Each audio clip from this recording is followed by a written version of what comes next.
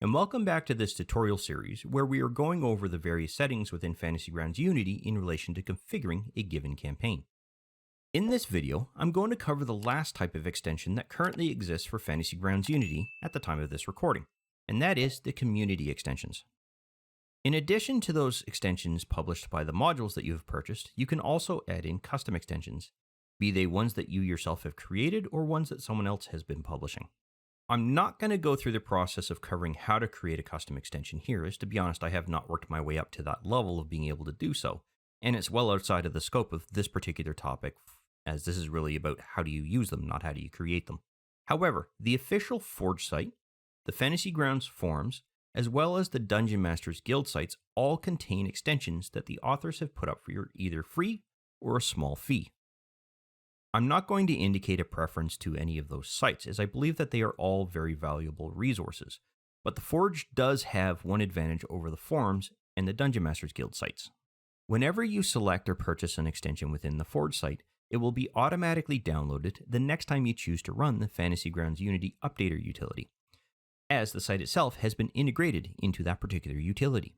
As a result, it can help to ensure that the extensions that you have installed are in the right location and are the current versions of them. And if you ever need to reinstall Fantasy Grounds Unity for some reason, they will be automatically pulled down again as part of that installation. Now, the Dungeon Masters Guild and the Fantasy Grounds Forums extensions, on the other hand, you're going to have to download manually and install them manually into the extensions subfolder that is part of your main Fantasy Grounds data folder. It's not an overly complicated process, but you should be aware of that when you go to look to install them. Once installed, they are going to appear in your extensions listing here, and you can see here that I have provided two examples.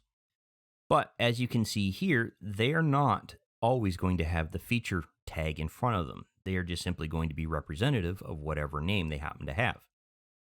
Another thing to point out about them is that they will appear alphabetically within this particular list, specifically alphanumerically. So you can see that the numbers are ahead of the F, even though the E is there.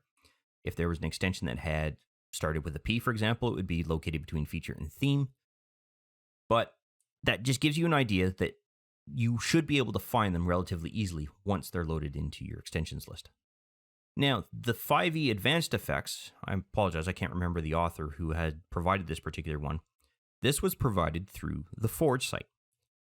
The 5e encounter difficulty calculator, which again, I apologize who the author is. I don't remember who that is. I'll just be sure to make sure that I link them both in the description below. That is also provided by the Fantasy Grounds forum site. So one I had to download manually, the other was automatically downloaded for me. But if I go through and select another rule set here, you'll notice that those extensions have gone away.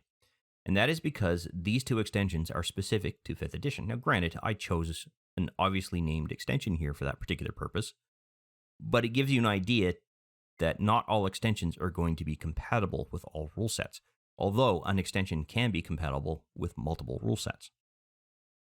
One thing that I want to point out around the community-provided extensions is that they do sometimes have settings that have to be turned on in relation to certain functionality that they might provide. For example, this advanced effects ones provides the ability for the player character to be able to edit the effects of a given aspect of this particular module.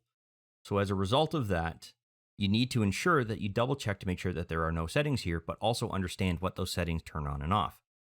I don't necessarily want a player to be able to manipulate or add or edit their own effects to a given item. I want to be able to put that item into place, apply the effect that I've given to that item to the character, and then they're good to go.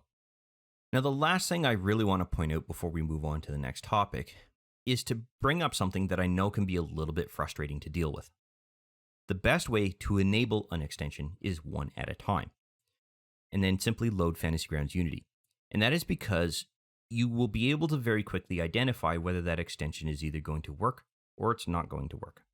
An extension that is simply in this list but not actually selected is going to have no effect on Fantasy Grounds once it's loaded, because it's not going to get loaded as part of the application's load state.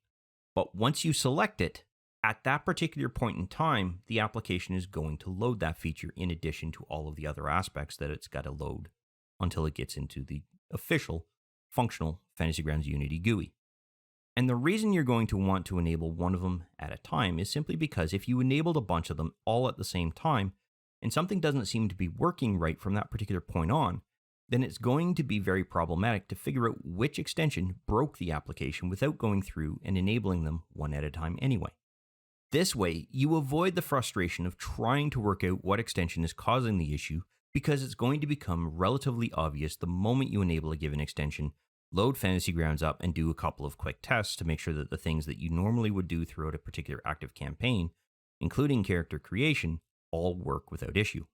And while the developers of those extensions work really hard to ensure that there really are no issues with them, they can't always test out every combination of extension that you as an individual could theoretically load as part of your interface. So as a result, you might end up running into a unique combination of situations because you've blended a unique grouping of extensions together and they're not compatible with one another. Lastly, if you do run into issues while you're running Fantasy Grounds Unity and you do have the number of extensions enabled, you're going to want to be sure that you test it again without those extensions enabled before you go and contact SmiteWorks support for help. And this is because it's going to save you the step of simply having to do that anyway, because that's one of the very first things that SmiteWorks is going to ask that you do. And this is simply because you can't expect SmiteWorks to be responsible for all of the extensions that other people have provided to the community. You'll want to make sure that you direct your troubleshooting to the appropriate extension owner or to SmiteWorks themselves if the application is still bugging out. And if the problem goes away, then you know that the issue is not within Fantasy Grounds Unity, but with one of the extensions. And you can begin the process of figuring out which one and how it changes the behavior that you're expecting to see, or breaks the behavior that you're expecting to see, or even breaks Fantasy Grounds itself. That does, however, complete everything that we need to deal with when it comes to community-based extensions. So let's move on to the next video in the series.